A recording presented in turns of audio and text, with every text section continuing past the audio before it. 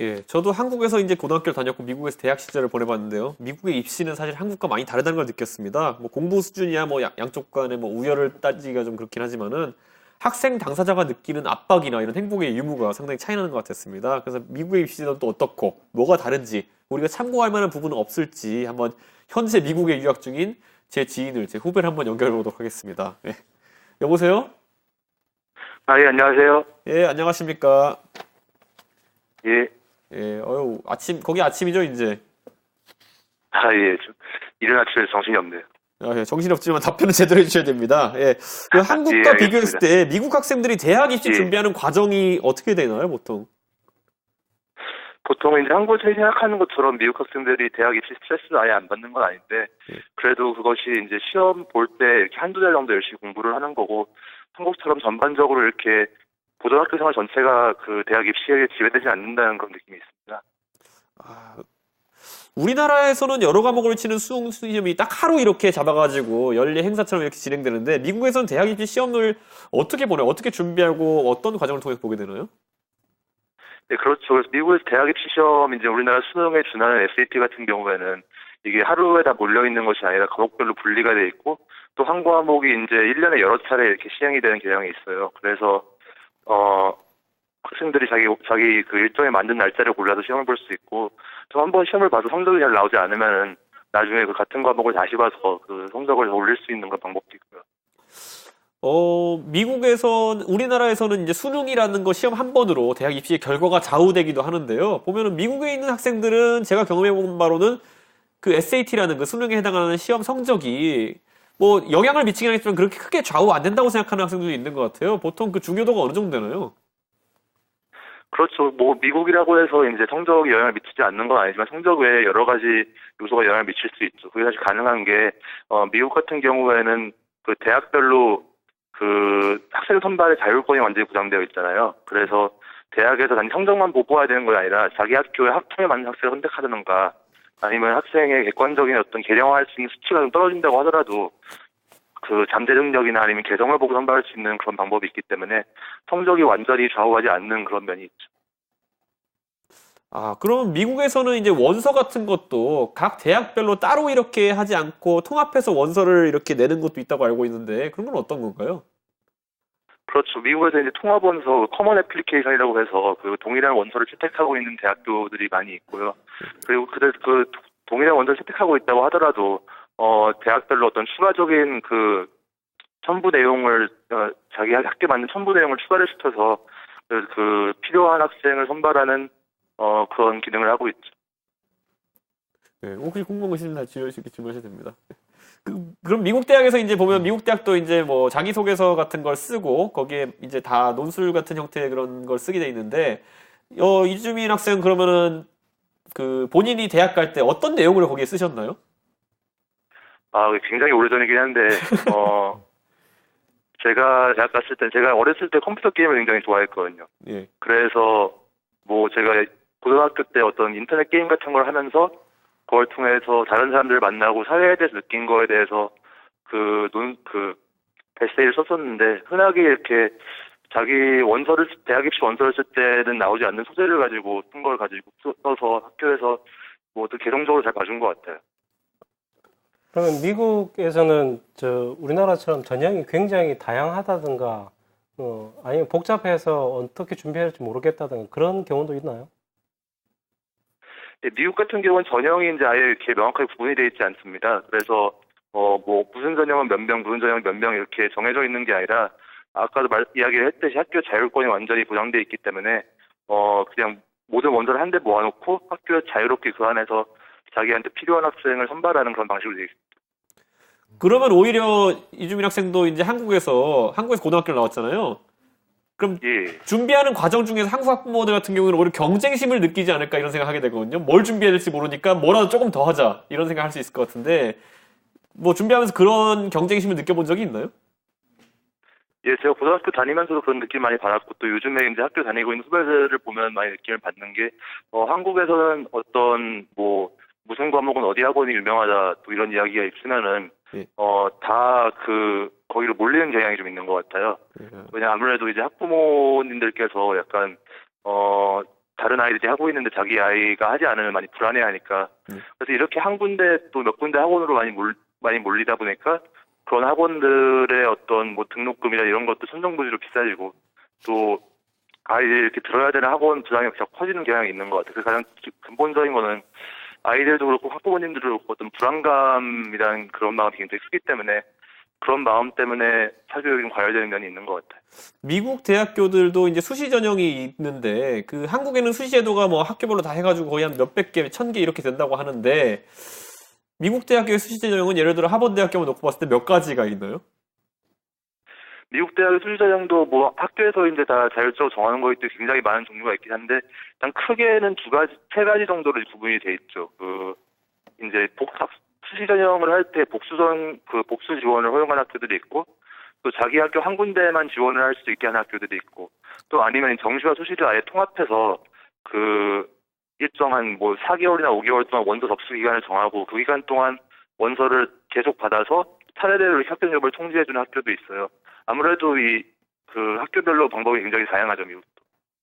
지금 미국 로스쿨에 다니시고 계시는데 미국 그 로스쿨 같은 경우에도 우리나라처럼 이렇게 사교육 시장이 뜨겁습니까?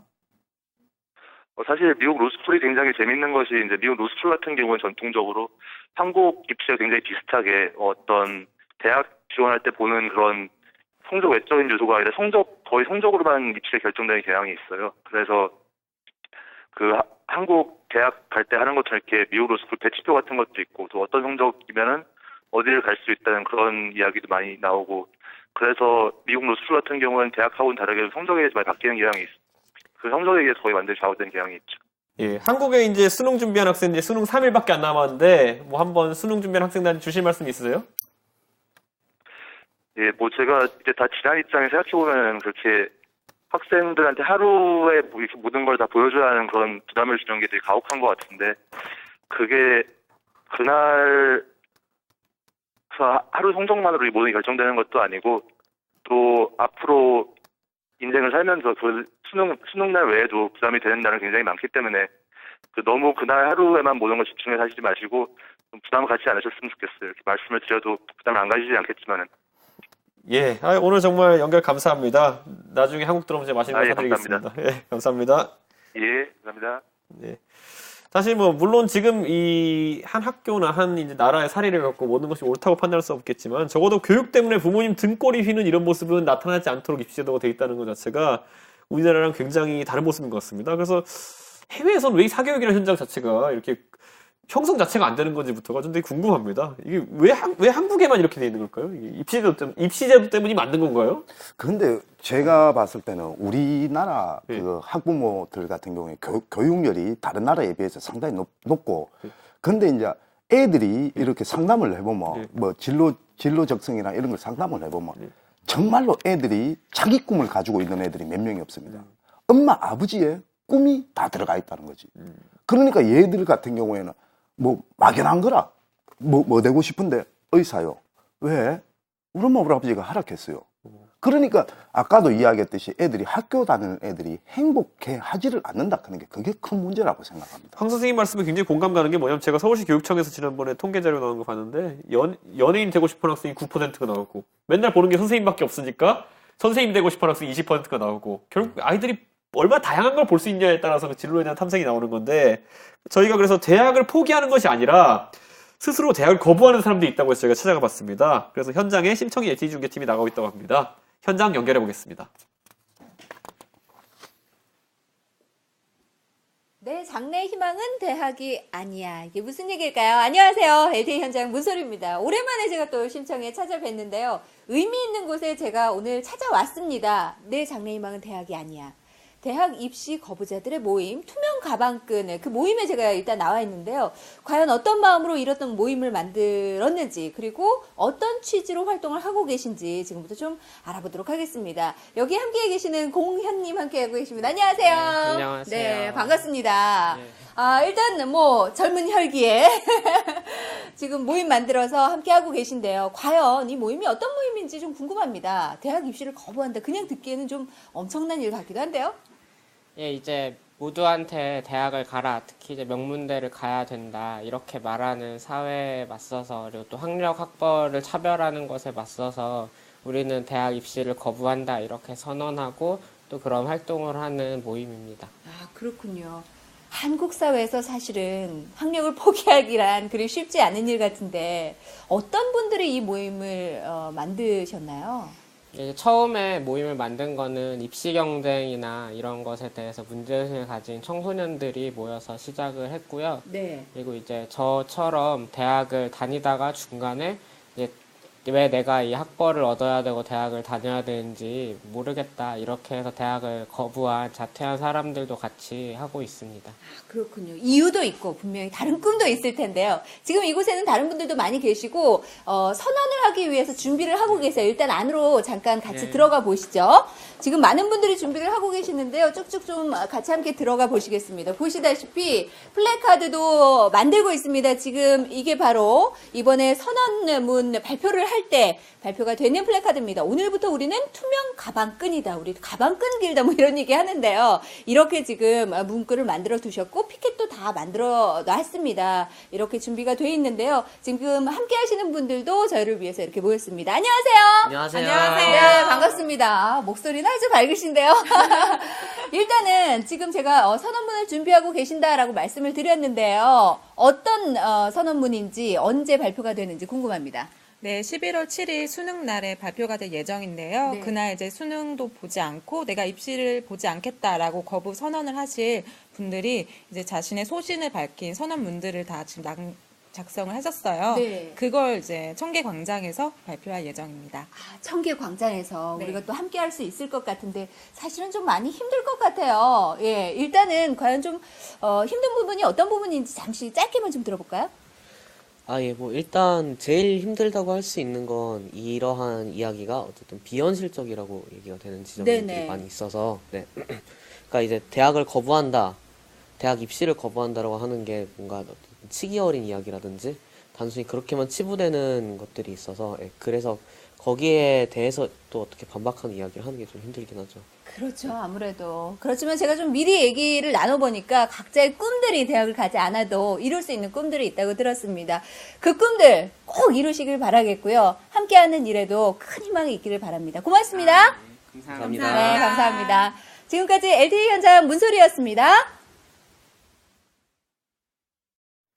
예, 우리 사회에선 대학을 자이든 타이든 진학하지 않을 때 은근슬쩍 따라붙는 그런 곱지 않은 시선들이 좀 있는 것 같은데요. 그럼에도 큰 용기를 내고 도전하는 그런 마음에 저기 후원을 하겠습니다. 인간을 인간답게 만든다는 교육. 대한민국 교육에서는 인간의 행복과 알 권리보다 입시와 취업에만 이렇게 치중되어 있는 것 같아요. 그런데 이 입시와 취업 위주의 교육제도가 아니라면 어떤 걸 노리고 교육제도를 한번 편성해 볼 수 있을까요? 일단은 교육이 예. 그 기능을 좀 회복을 해야 되는데 예. 사실 입시라고 하는 것은 교육의 여러 가지 목적 중에서 이제 한 예. 가지인데 예. 지나치게 그쪽에 함몰되다 보니까 예. 원래 교육이 사실 모르는 거에 대한 배움의 기쁨을 느끼고 호기심을 유발하는 건데 그런 교육적인 원래 본래 목적이 다 상실돼 버린 거예요. 그래서 우리가 좀 지금 이제 혁신학교를 중심으로 그런 운동이 많이 벌어지고 있는데 이 배움의 기쁨을 회복하는 거 그런 아이들이 호기심을 갖고 사실 사회에 나갔을 때 더 많은 것들을 이제 익힐 수 있는데요. 그래서 그런 배움의 목적들을 좀 다시 좀 회복하는 것들이 필요하지 않을까 생각이 듭니다. 이거 뭐 교육의 목적이란 걸 어떻게 다시 한번 이렇게 되살려볼 수 있는 방법이 없을까요, 진짜? 그래서 지금 현재 그 입시 제도가 막 말씀하신 건데 취업이나 모든 이런 성공이나 이런 거 다 같이 유기적으로 결합되어 있기 때문에 실질적으로 사회 전체가 뭐 바뀌어 가다 보면은 이 교육도 그 맞춰가지고 충분히 변동이 되고 맞춰서 갈 건데 워낙 이제 경쟁을 부추기고 있고 서로 이렇게 되는 부분이 많다 보니까 어떤 교육에 대한 부분은 항상 이제 고민이 될 수밖에 없고요. 그 다음에 일단 기본적으로 제도가 너무 자주 바뀌는 건 좀 문제가 있다고 봅니다. 그 제도가 너무 바뀌니까 뭐 항상 해마다 조금씩 다 바뀌거든요. 아까도 그 전화 인터뷰에 나왔지만 실제 그렇다 보니까 그런 부분들은 빨리 이제 고쳐져 가지고 딱 한번 고정이 되면 이미 발표한 대로 고정이 되면 그대로 갈 수 있도록 그렇게 하는 부분이 확실히 지켜졌으면 합니다. 결국 심청위에서 이제 위정자들에게 한번 질문을 던지고 싶고 또 어떤 제안을 해보고 싶은 건데 저희가 제안이 아직까지 모아지지 않은 게 이 입시 제도를 고정하면 과연 입시제도에 대한 불만이 줄어들까요? 아니면 내 아들이 좋은 대학까지 안 하면 무조건 나쁜 제도라고 하는 걸까요? 아니, 근데 저는 정말 이 부분에서 조금 얘기를 하고 싶은 부분이 예.